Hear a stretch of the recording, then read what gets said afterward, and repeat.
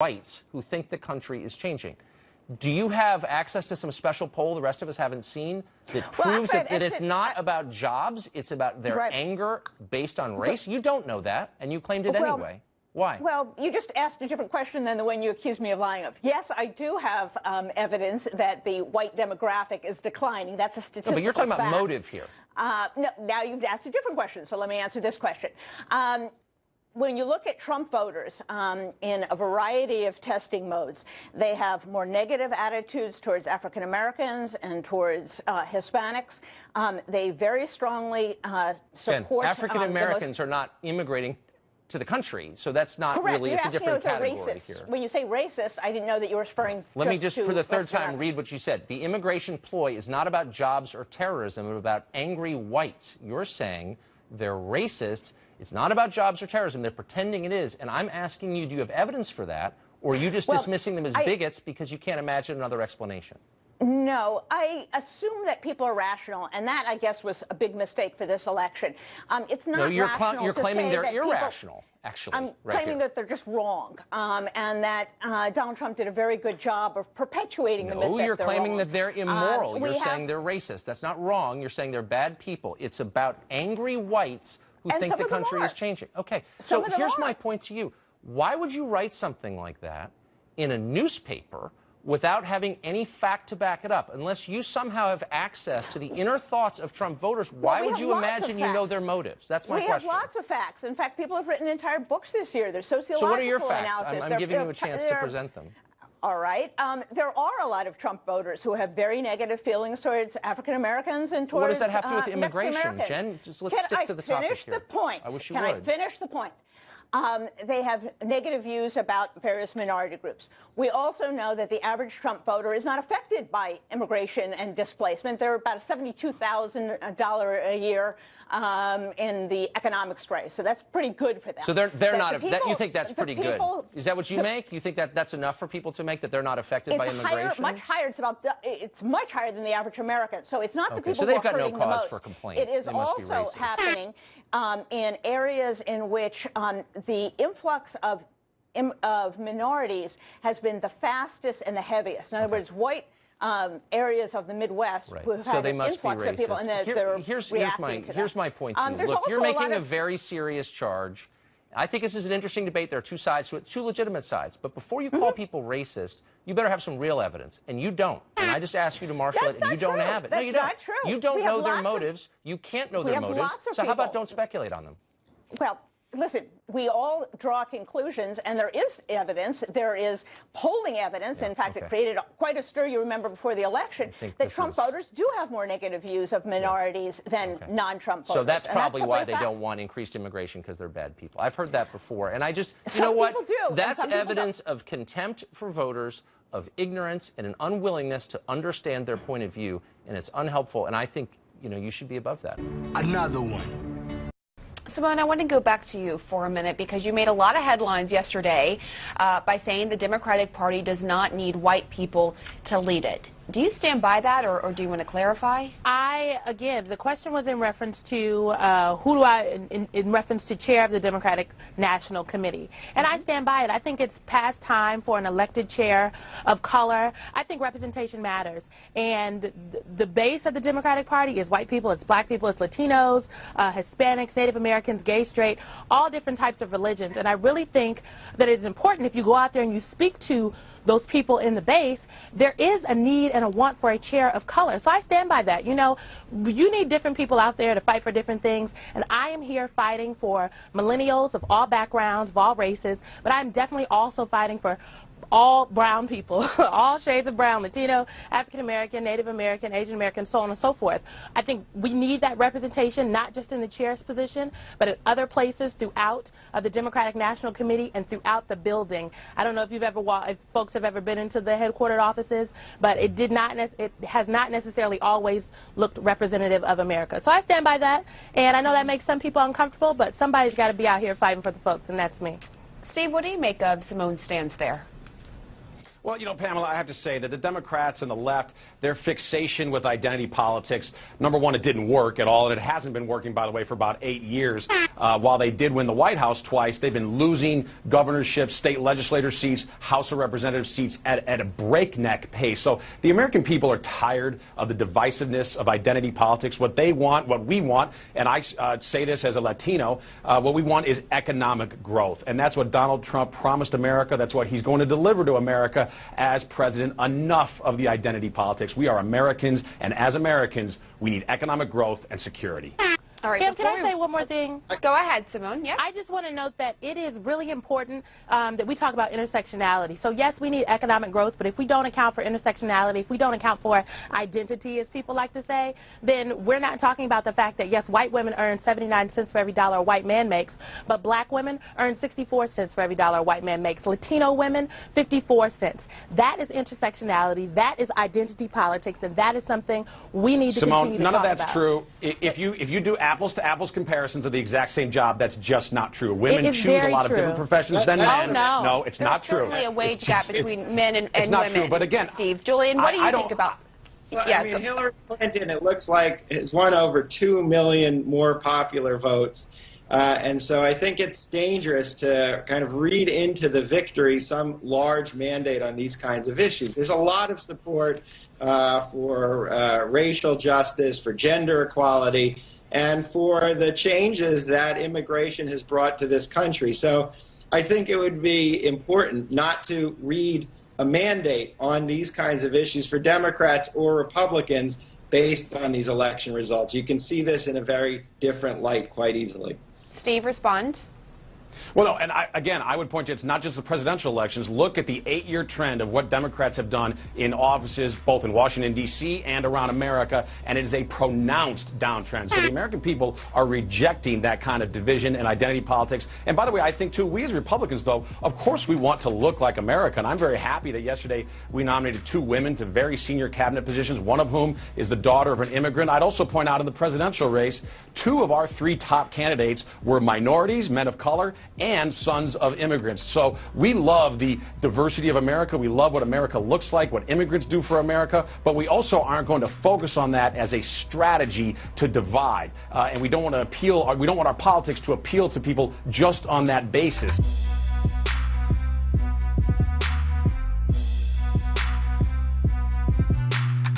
There are no consequences for trans people that use cross-hormone therapy, and I'm familiar with many studies that show that there are great benefits to their health and well-being. I've got it right here. Transsexuals had brain volumes in agreement with their sex at birth. The intracranial volume and the hypothalamus volume of males were larger than females, irresponsive of condition of transsexualism.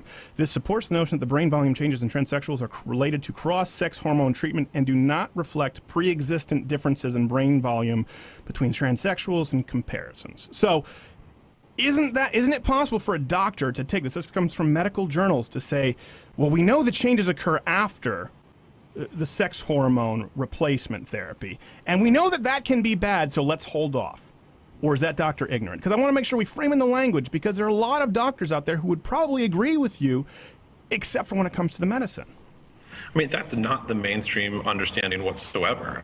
You have one study that has one particular factual. No, it's not what the American Medical Association says. It's not what the American Psychiatric Association says. You have one doctor, Paul McHugh at Johns Hopkins, who has many anti-LGBT biases. Well, hold on a second. You talked about doctors. Now you've gone from what's mainstream. You said I've not seen those, so we provided you with empirical data studies. You said, well, I've not seen that, and then you go to some doctors say this, and we could both agree, right? There's a political motivation behind a ton of what happens in the medical industry. I'm sure we're on board with that. Probably with big pharmaceuticals, probably with medical boards. We'd agree on that when it comes to a lot of things. So now we've denied the data and the statistics, and we've gone to what one doctor has said. I'm on board with medical organizations actually using, I'm only familiar with one doctor who advocates against cross-hormone therapy and transitioning for trans people, and that's Paul McHugh at Johns Hopkins, and that's where Johns Hopkins gets that reputation. So I'm not familiar with the study that you cited. I'm not sure I understand what it is you're concluding from that study, except something about how brains change. But what I know is the difference is I've not concluded something. That shows that. Excuse me, I'd like to finish.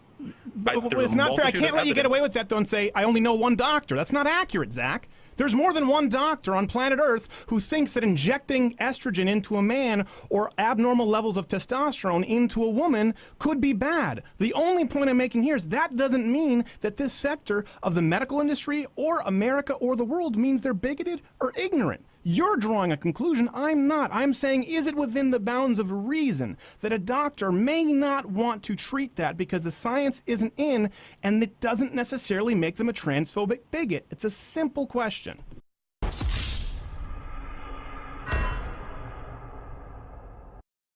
Hi, Ben. So unconscious bias is a concept well documented in psychological studies, which is basically that people associate negative things with people of color and positive things with whites. So if that is true, how does it, given that that is true, how does white privilege not exist? Okay, so you're asking about unconscious bias. I apologize because it's kind of echoey, but the question was, if there is unconscious bias, just to repeat it so I'm making sure I get it right, if there is unconscious bias, how does white privilege not exist? The question is, given that there is unconscious bias, how does white privilege not exist? So number one, so when I speak about white privilege, yes, so when I speak about white privilege, I'm speaking specifically about behavior.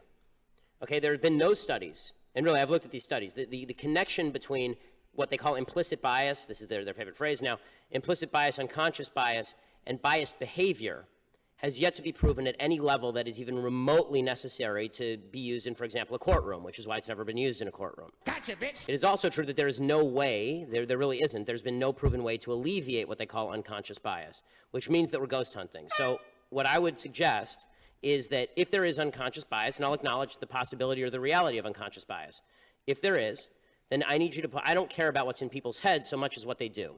So if you point me to a racist behavior, don't worry, I'll let you respond. If you point me to a racist behavior, I'm happy to stand alongside you and protest it. What I can't do is protest about things in people's head that I don't know about because I'm not a mind reader. Okay, so that's a really interesting response, and to that I have two questions. Firstly, what I've heard you say that this is something that, you know, the way people think doesn't affect their behavior. So that's the first thing you've said. So I'm really curious if you can kind of give me another example of a thought that somebody has which doesn't affect their behavior. Like, do people who, you know, support Trump not vote for him? Like, I'm very curious about that. Yes. And secondly, so the second thing that I want to ask is that if it's something it's hard to fix, does it mean we shouldn't do anything about it? Because you said, oh, I don't know if we can change how people think. Does that mean we shouldn't try? I mean, first of all, not a great impression. But beyond that, my voice isn't that low. But beyond that, as far as the first question, which is, do people have thoughts that don't manifest in behavior? Yes, all the time. For instance? For instance, every thought that you have about walking up here and strangling me right now. Gotcha, I assume like we have thoughts all the time that don't manifest in behavior, and this is true every single day. We consider thoughts that cross our minds. And the problem with unconscious bias is the idea is you don't even know that you're having the thought, right? So how can you stop it if you don't even know that you're having it? But then we should be able to gauge the unconscious bias and its impact on behavior. That's why it's unconscious bias as opposed to conscious bias. The idea behind unconscious bias is that it's not even a ghost, it's a ghost of a ghost, because you don't even know you're having the thought. So people, the whole idea behind diversity training is the idea that you can retrain people to stop their chain of thought in order so that it doesn't manifest in behavior. I don't think that every thought manifests in behavior. If it did, then every time a man saw a good-looking woman walk down the street, a straight man saw a good-looking woman down the street, we'd have a real mess on our hands. So you know, the second question, the idea was a little too broad for me to respond to, which is, just because something is tough, don't we have to face up to it? Yes, we have to face up to tough things all the time. And one of the tough things I would suggest that we face up to is that you have a lot more control over your own behavior and the decisions you make than the supposedly widespread unconscious bias of people you've never met. Cruising down the street in my 6'4". No, I think also that, Peter, it is all very funny, but actually, if we're talking about a narrative, let's just have a look at the heads of state of the European Union. Let us see how many people there are actually female. Let us look at the heads of boards, of members of boards, of trustees on boards. There are so few in Britain that we now actually have a group, a device, an institution designed to get more women onto boards, because it is so, you know, we have less female MPs than they do in Afghanistan. It really is, and he may laugh it off and say, oh, this is gender balance gone mad. But actually, mate, it's not balanced in the first place. It's not balanced, and one of the reasons why it's not balanced... Isn't that a sexy... Aren't you woman-splaining by calling me mate? I'm just going back to your previous point. It's because women feel undermined in the office. Going back to your point about the electorate, women are the largest electorate in the country. If they wanted the government to be full of female MPs, they could vote them in. There isn't a secret plan to keep women out. And moreover, we're talking here about a union that members subscribe and pay for to be members of. They should be representing all of their members equally. They shouldn't be having this gender bias and being rude and saying words like mansplaining. That's absolutely atrocious.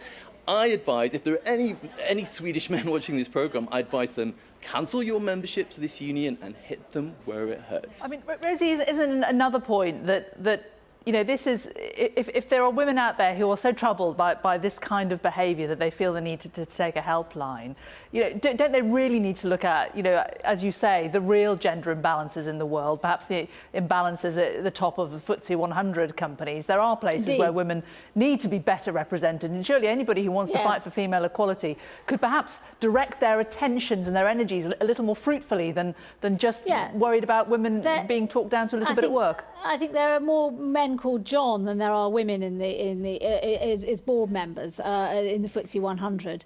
But I think that we have to look all around us, and I think that men wailing on about feminism gone mad and sexism and stuff just shows their anxiety. You know, men have had it. Men have had it purely in charge for a very, very long time, and now they're actually having some sort of threat to their position, and they are squealing. And this is a great example of it. Peter Lord, isn't there some credence to the fact that this is a subtle way of men trying to control the space in the room a little bit? You know, Rosie talked about manspreading. I mean, often in meetings, I've seen it, not literally, but metaphorically, willy waving going on. Men trying to dominate the airspace, talking over women. And this is the thin end of the wedge for a lot of women. They see this behaviour happening around them in the workplace, and then they look at the bigger picture, they look at how women are represented, and they say, this is fundamentally how it all starts. Well, you know, I think probably women do still face some issues in the workplace, but I think they're putting 2 and 2 together and getting 6. And let's not forget, there are much more serious issues that face men in the workplace that aren't being addressed. I mean, if you look at the rates of workplace fatalities in Sweden, 9 out of 10 of them were male. Why is the union not addressing this and not some wacky esoteric theory about, you know, men sitting with their legs apart, PS, because of their anatomy, that it's more comfortable to do that, you know, as some kind of oppressive force over women? We really need to get our priorities in order here. I'm not dismissing the concerns of women. I'm not saying that women sometimes suffer hurdles in the workplace, but let's please, no, I'm not, but let's please get our priorities in order. I am sick of having to listen to this, you know, back to front perspective on the real issues in the world. You know, we've just seen a presidential election run for 2 years, and not at one point did we hear any of them, either of the candidates, address the various men's issues that are promulgating the country and the world. Rosie, isn't this a way of women really encouraging women to be victims rather than encouraging them to stand up for themselves? I understand that, but I don't think so, because I don't know, because I haven't been on the helpline, and I don't know what sort of advice people are giving. But I think that actually, if it's advice to be more confident and to operate better in the workspace and the workplace, then I think it's very valid. I am chair of a very big board. I'm chair of the Hull City of Culture, and I've never chaired a board before. This is an enormous multi-million-pound amazing event which is going to happen in Hull next year. And I was pretty nervous starting out chairing, being in charge of you know, quite a formidable group of trustees. And I went on a course run by the Institute of Directors, a course for chairs. And about half of the people on the course are women and half are men, but a lot of it was about how to run a board effectively and how to chair it fairly and well. And I think that if women, because women are underrepresented in this area,